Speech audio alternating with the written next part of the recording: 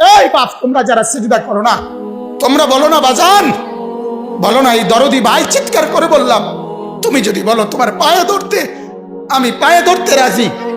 তুমি যদি বলো তোমারে জড়িয়ে ধরে কাঁদতে, আমি কাঁদতে রাজি। তুমি বলো কেন আল্লাহর সাথে রাগ করলা? কেন আল্লাহর সাথে রাগ করলা? কেন আল্লাহর সাথে নারাজ হইলা? কেন সেজদা কপালে জুটলো না? কেন মালিকের সাথে সারাদিনের এত কিছুর বিনিময়ে আল্লাহ তাআলা একটা মিস কল দিলে, 2 সেকেন্ডের একটা মিস কল দিলে বন্ধু, তুমি টের পাও তোমার মোবাইলে মিস কল আসছে। এত বড় মসজিদে 6টা মাইকের হরন দিয়া আল্লাহু আকবার বলে তোমারে ডাক দেয়, তোমার একটাবারও কানে লাগে না, বিবেকে লাগে না। তোর মতো সত্য ডাকাত, তোর মতো পাষাণ বেটার কে হইতে পারে? বেটা কথা বলেন না কেন? তুই ডাকাত, কত বড় ডাকাত। ওয়ায়াউমা তাকুমুস সাআতু ইউবলিসুল মুজরিমুন।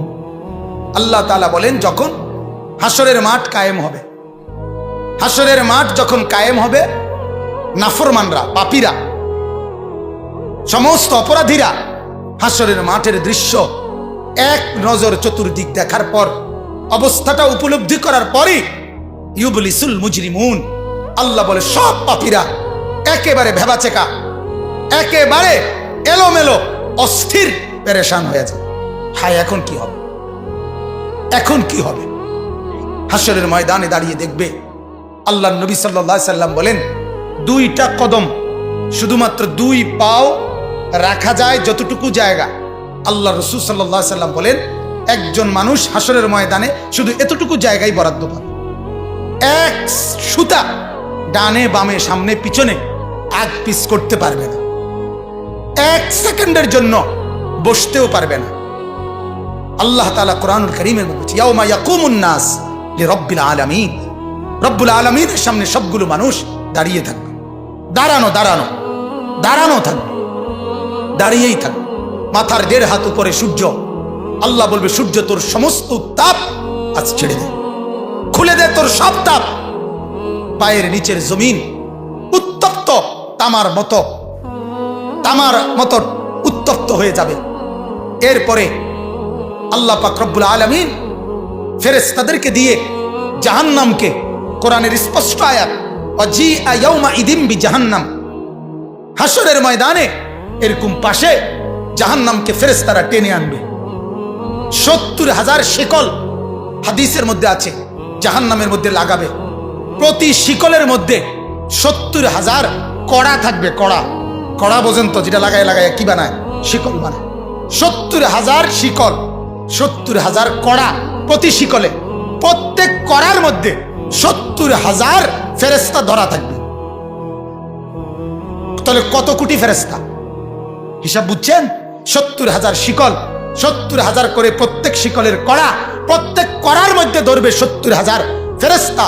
এত ভীষণ মারাত্মকের ভাবে ধরার পরেও জাহান্নাম গর্জনের সাথে ফেরেশতাদের হাত থেকে ছুটে যায়। আল্লাহ তাআলা বলেন, এই ভয়ঙ্কর দৃশ্য দেখার পরে গোটা হাসরের মাঠে পাপী নাফরমানরা নিরাশ হয়ে যাবে, পেরেশান হয়ে যাবে।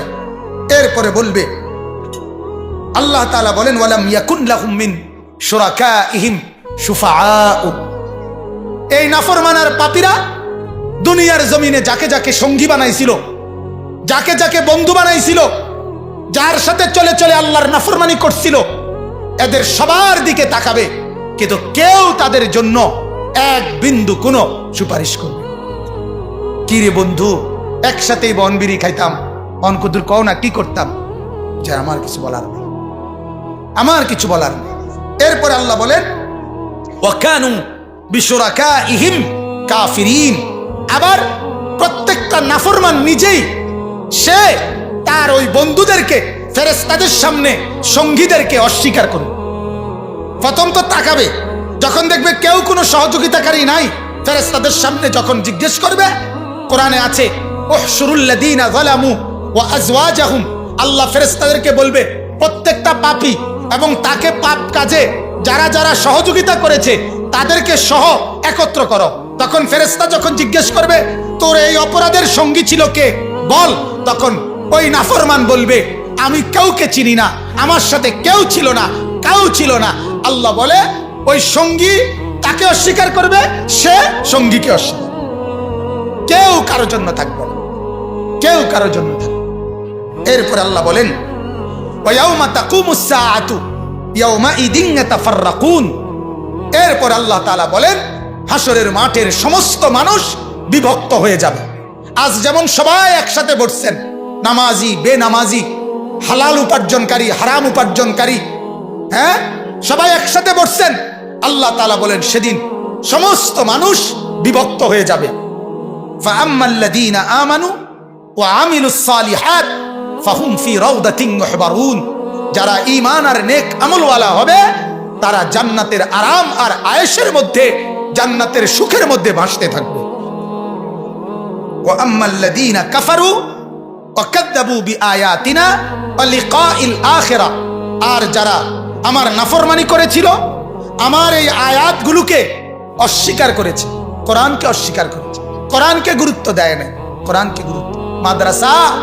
মাদ্রাসা আপনার কোরআন পড়ায়। আমি সব সময় বলি কোরআন শুধু একটা বিষয়ের নাম না, বাংলা অঙ্ক ইংরেজি পদার্থ জীববিজ্ঞানের মতো এটাও একটা বিষয় না। না, বাংলা অঙ্ক ইংরেজির কোনো বিষয় আপনার জীবনে থাকুক বা না থাকুক, আল্লাহর কসম ঈমানের পরিচয়ের কারণে এই কোরআনের পরিচয় আপনার সাথে থাকতেই হবে। কথাটা বুঝছেন কিনা আমার?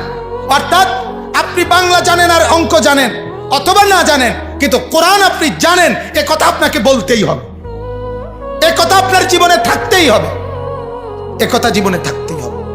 এ কথার কোনো যুক্তি নাই আমি শিক্ষিত তবে কোরআন জানি না, আমি শিক্ষিত তবে কোরআন পড়তে পারি না। যে জ্ঞান আল্লাহ চিনায় না, যে জ্ঞান সেজদা চিনায় না, যে জ্ঞান কোরআন পড়ায় না, ওই জ্ঞান জ্ঞান না, ওই জ্ঞান জ্ঞান না। কোরআনে আল্লাহ বলছে, সূরা আনফালের মধ্যে আছে, যেই জবান আমার কথা বলে না, যেই কান আমার কথা শুনে না, যেই দিমাগ আমাকে নিয়ে ভাবে না, আল্লাহ বলে ওই লোকটা হলো সর্বনিকৃষ্ট জানোয়ার, জানোয়ার, জানোয়ার।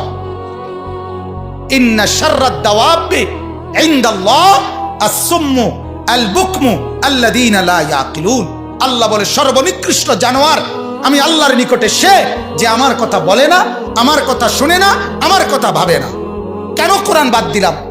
আপনারা যারা জীবন থেকে, নিজের জীবন, ছেলের জীবন, মেয়ের জীবন, স্ত্রীর জীবন থেকে যারা এই কোরআন বাদ দিলেন, কেন বাদ দিলেন?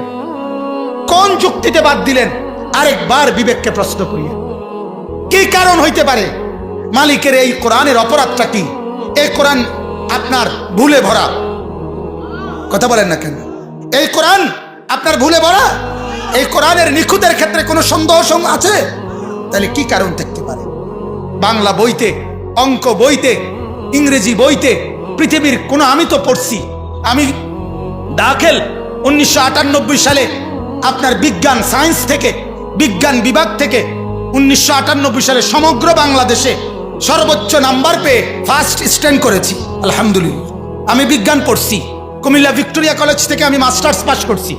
অতএব আমি এটা বুঝাইতে চাই, পৃথিবীর কোন বাংলা অঙ্ক ইংরেজি পদার্থ জীববিজ্ঞানের একটা বইয়ের নাম আপনি বলেন যে বইয়ের শুরুতে লেখা আছে এই বইটি মানুষ বানাবার জন্য, মানুষ গড়বার জন্য লেখা হয়েছে, এটা কোন বই সেটা বলেন। কিন্তু আমরা কসম চ্যালেঞ্জ করে বলতে পারি এ কোরআন, তার মালিক বলছে হুদাল্লিন নাস, এটা মানুষ গড়বার জন্য, মানুষ বানাবার জন্য লেখা, বানানো, এটা কোরআন বলছে।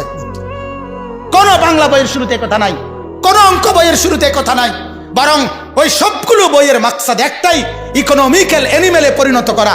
Man is economical animal. একজন মানুষ হবে শুধুমাত্র অর্থনৈতিক প্রাণী, টাকা উপার্জন করার একটা মেশিন, টাকা উপার্জন করার একটা যন্ত্র। এটাই হবে কে কত বুদ্ধিমত্তা, কে কত জ্ঞান খাটাইয়া পৃথিবী সাজাবে, কত বেশি জমিনের উপরের অংশ সাজাবে আর দুনিয়ার কামাই রোজগারি করবে, এটাই হলো মূল টার্গেট, মূল মাকসাদ, মূল মাকসাদ। এই কারণে 18 বছর বয়সের একটা ছেলে অনেক কিছু পড়ালেখা করছে কিন্তু এখনো খারাইয়া মতে। কিন্তু আমার 6 বছরের বাচ্চা এই নুরানি মাদ্রাসায় আমরা চ্যালেঞ্জ করি, কওমি মাদ্রাসা, নুরানি মাদ্রাসা, হাফেজি মাদ্রাসা, 6 বছরের বাচ্চা আমাদের কোনোদিন দাঁড়াইয়া পেশাব করে না, দাঁড়াইয়া মতে না। আমরা শুধু পড়া শিখাই না, আমরা জিন্দিগি বানাই, জিন্দিগি। কওমি মাদ্রাসা শুধু শব্দ শিখায় না, কওমি মাদ্রাসা শুধু অক্ষর শিখায় না, কওমি মাদ্রাসা জীবন গড়ে দেয়, জীবন আখলাক গড়ে দেয়, আখলাক জিন্দেগি বানায় দেয়, জিন্দেগি। 6 বছরের এক বাচ্চা নেই আমরা, 5 বছরের ভিতরে আমরা হাফেজে কোরআন বানায়া তারে বাড়িতে পাঠাই। বলেন আলহামদুলিল্লাহ, বলেন আলহামদুলিল্লাহ। আল্লাহ তাআলা মুসা নবীকে বলছিল, মুসা নবীর মাকে, ও মুসার মা, তোমার কোলের বাচ্চাটা বাক্সত বইরা পানি ঢালায় দাও, নদীতে ফেলায় দাও। তুমি পারতা না, ফেরাউনের ভয়ে তুমি রাখতে পারতা না, ফেলে দাও, এরে বাক্সত ভরে ছেড়ে দাও, নদীতে ছেড়ে দাও। মনে করো পানিতে ভাসাইয়া দিলারি, কিন্তু আমি ওয়াদা দিলাম, ইন্না রাদ্দুহু ইলাইকে, মুসার মা, আমি ছেলেটা তোমার কাছে ফেরত দেব। ওয়া জাইলুহু মিনাল মুরসালিন, শুধু ফেরত দেব না মা, আমি তোমাকে একটা রসুল বানাইয়া তারপরে ফেরত দেব। মুসাকে আমি নবী বানায় দেব, নবী। ঠিক আমরাও বলি আপনাদের কাছে, আমরা 6 বছরের একটা বাচ্চা আপনাদের কাছে চাই, এই বাচ্চাটা আপনি আমাদের মাদ্রাসায় দেন, আমরা একটা হাফেজে কোরআন বানায়া আপনার বাড়িতে পাঠাবো ইনশাআল্লাহ, ইনশাআল্লাহ। 12 বছরের জন্য দিবেন, আসমান জমিন শুধু ভবিষ্যৎ। আরে আমরার ভবিষ্যৎ একেবারে জান্নাত পর্যন্ত। ভবিষ্যতে কি করবে আপনি আমারে আগে বলেন। পৃথিবীর ভবিষ্যৎ কোন মানুষের হায়াতে, যেই কোনো শিক্ষিত ভদ্রলোক এখন বলেন, কোন মানুষের যদি বয়স হয় 60 মোট, মনে করেন 60 বছর সে বাঁচলো, তাহলে তার ভবিষ্যৎ কত নম্বর বছরতে শুরু হয়? 45 কতক্ষণ কত থেকে কোন, তাহলে এটা ভবিষ্যৎ কোন কোন বছর থেকে? কি 35 না 45 থেকে? হ্যাঁ, পড়ালেখা শেষ করতে, যদি হেতে পড়ালেখা না করে তাহলে কথা বলেন না কেন? তাইলে আপনি 60 বছর রে 3 ভাগে কেমনে ভাগ করলেন? যে 60 বছরের মধ্যে প্রথম 20 বছর হলো অতীত, মাঝখানের 20 বছর হলো বর্তমান, শেষের 20 বছর হলো ভবিষ্যৎ। এটা কোন যুক্তি? আমারে বলেন না, এটা কোনো যুক্তি হলো নি? কথা বলেন না। এজন্য মানুষের হায়াত পুরাটাই বর্তমান, ভবিষ্যৎ শুধুমাত্র আখিরাত। ভবিষ্যৎ কি বলেন না? আখিরাত, আখিরাত। ওয়াল তানজুর নাফসুম মা কদ্দামাত লিগাদ। আল্লাহ বলে, আজকে তুমি ভাবো আগামীকাল কিয়ামতের জন্য তুমি কি পাঠিয়েছ। তাহলে আগামীকাল মানে ভবিষ্যৎ। আল্লাহ বলছে ভবিষ্যৎ হলো আখিরাত। ভবিষ্যৎ কি বলেন? তাহলে আমরা বাচ্চাটার বর্তমান দুনিয়াটাও দেখি, আমরা বাচ্চার ভবিষ্যৎ আখিরাত জান্নাত পর্যন্ত পৌঁছবার সবক আমরা তারে শিখাই। বলেন আলহামদুলিল্লাহ, বলেন আলহামদুলিল্লাহ। অতএব শেষ কথা এটাই, আল্লাহ বলেন, ওয়া আম্মাল্লাযীনা কাফারু ওয়া কাযযাবু বিআয়াতিনা, যারা তোমরা কুফরি করছো, যারা আমার আয়াত অস্বীকার করছো, ছেড়ে দিচ্ছ, ওয়া লিকাইল আখিরাহ, আখিরাতের সাক্ষাৎ, পরকালের সাক্ষাৎ ভুলে যাচ্ছ, আল্লাহ বলেন, ফাউলাইকা ফিল আযাবি মুহদারুন, তোমরা অবশ্যই জাহান্নামের আযাবের মধ্যেই অংশগ্রহণ করবে।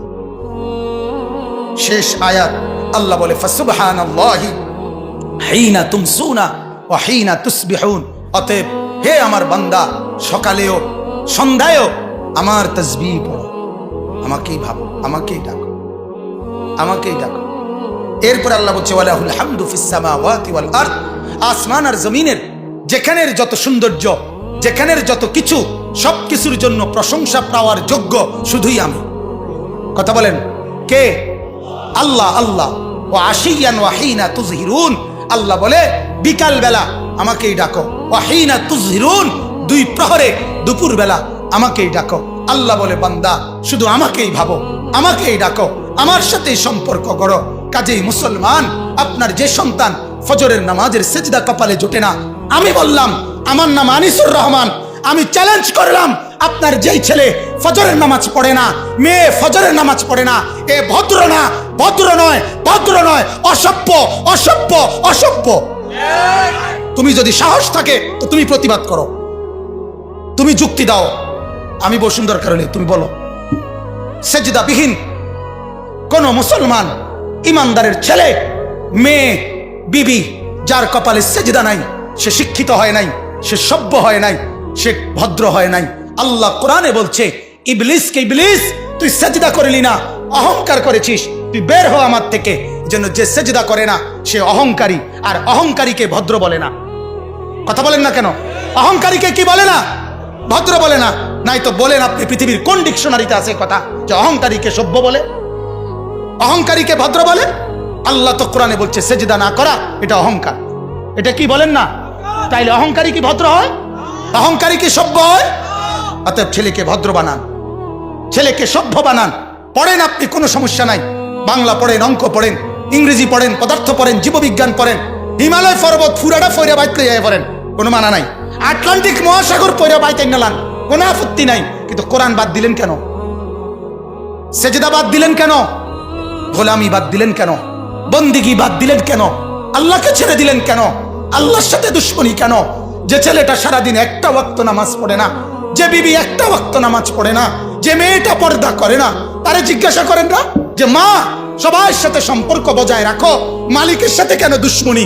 আল্লাহর লগে কি নারাজি হইলা? আল্লাহর সাথে কি দুশ্মনী? আল্লাহর লগে কেন রাগ করলা? কেন রাগ করলা? এই বাপ, তোমরা যারা সেজদা করো না, তোমরা বলো না বাজান, বলো না। এই দরদি ভাই চিৎকার করে বললাম, তুমি যদি বলো তোমার পায়ে ধরতে, আমি পায়ে ধরতে রাজি। তুমি যদি বলো তোমারে জড়িয়ে ধরে কাঁদতে, আমি কাঁদতে রাজি। তুমি বলো কেন আল্লাহর সাথে রাগ করলা? কেন আল্লাহর সাথে রাগ করলা?